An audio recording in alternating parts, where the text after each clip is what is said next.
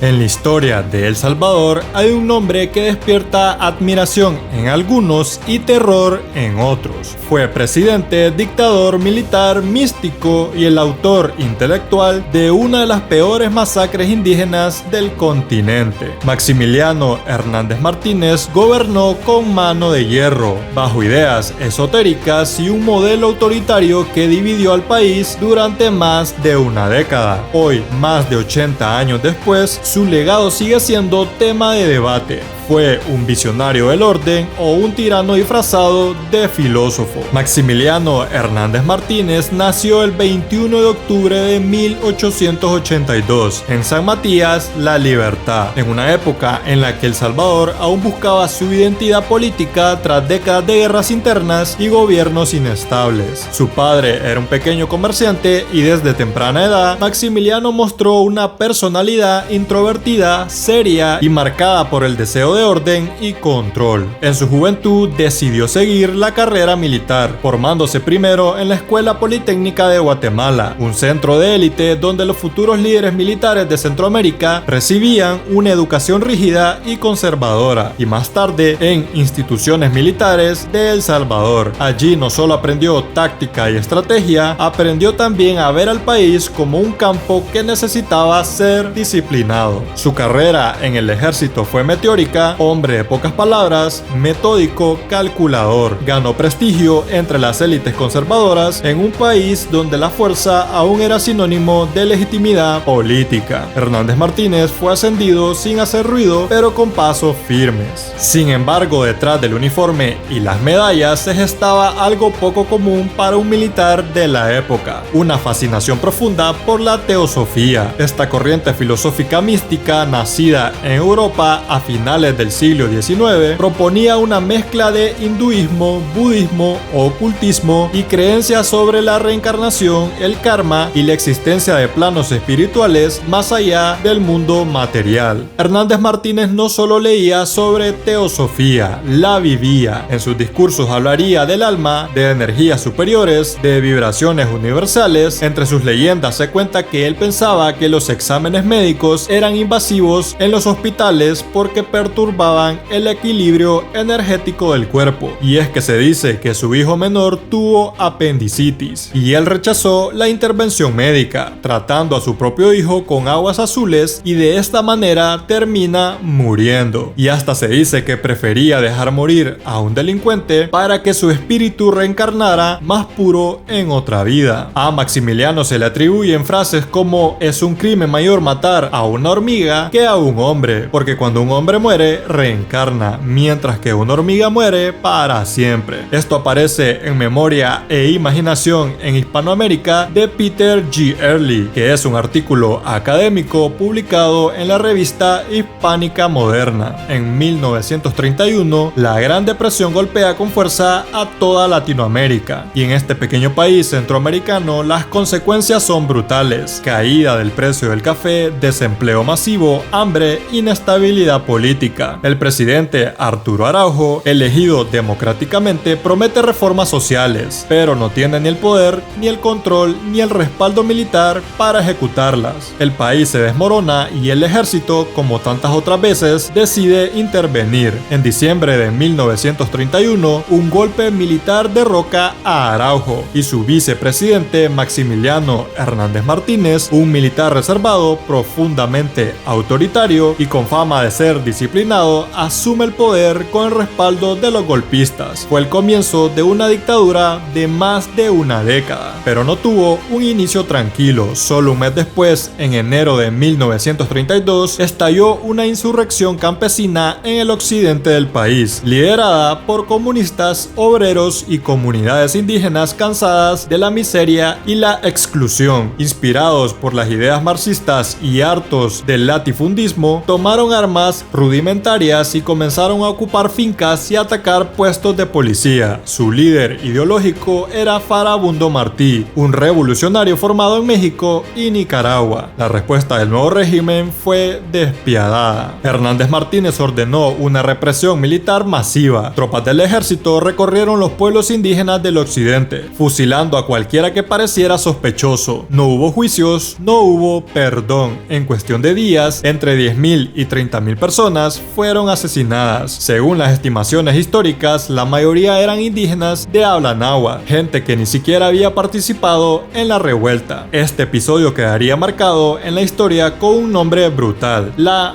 matanza. Hay libros e incluso caricaturas de tal atroz acontecimiento, pero lo que para muchos fue una masacre, para Hernández Martínez fue una muestra de orden. Fue ahí donde se consolidó como dictador. Durante los años 30 y 40, el mundo estaba polarizado. En Europa, figuras como Mussolini, Hitler y Franco consolidaban regímenes autoritarios. En El Salvador, Maximiliano Hernández Martínez seguía un camino similar, aunque sin declarar abiertamente su adhesión a ninguno. Pero los paralelismos son claros. En 1939, justo cuando Hitler invadía Polonia, Martínez consolidaba el control absoluto del Estado. Ya había eliminado cualquier forma de oposición política, militarizado el aparato de seguridad y reformado la Constitución para perpetuarse en el poder.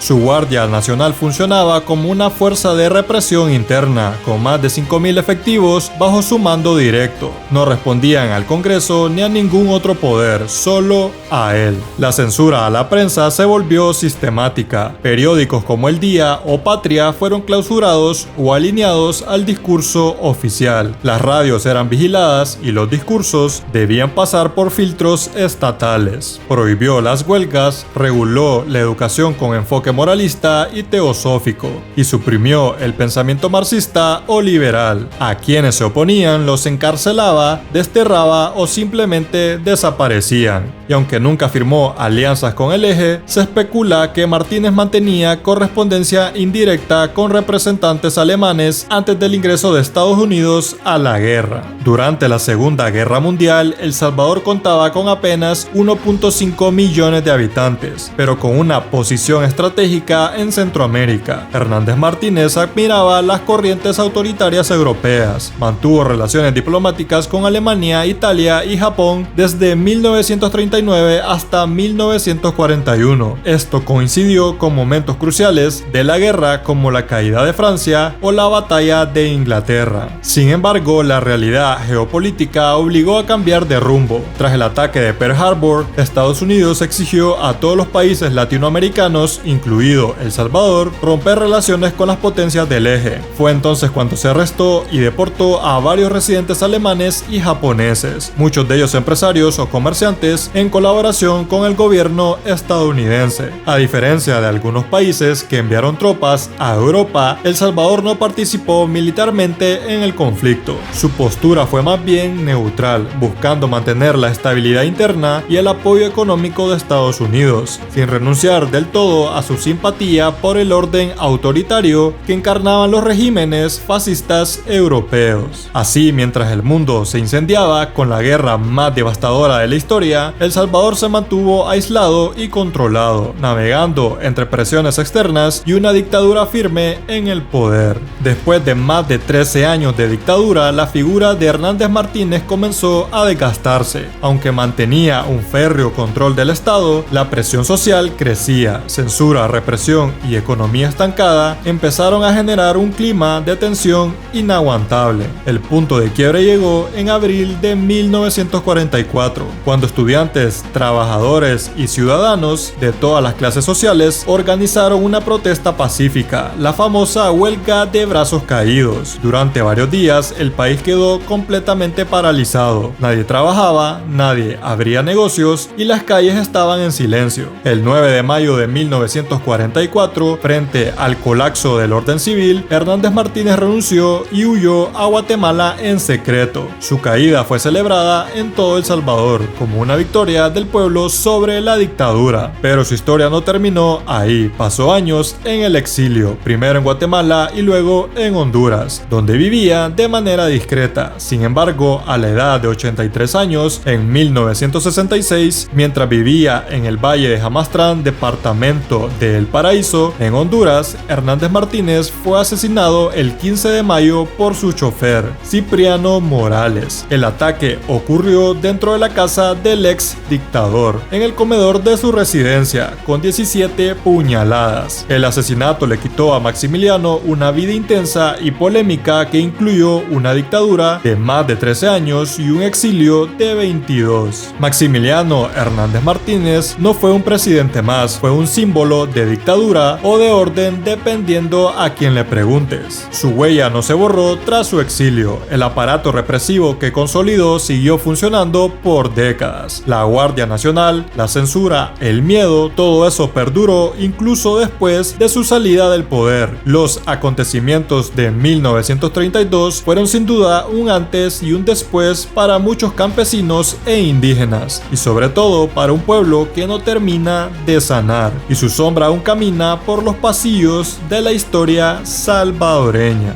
Muchas gracias por haber llegado hasta esta parte del video, y si te ha gustado el contenido puedes apoyarme con un like, y si quieres beneficios exclusivos puedes convertirte en miembro del canal y así nos estaremos viendo en una próxima historia.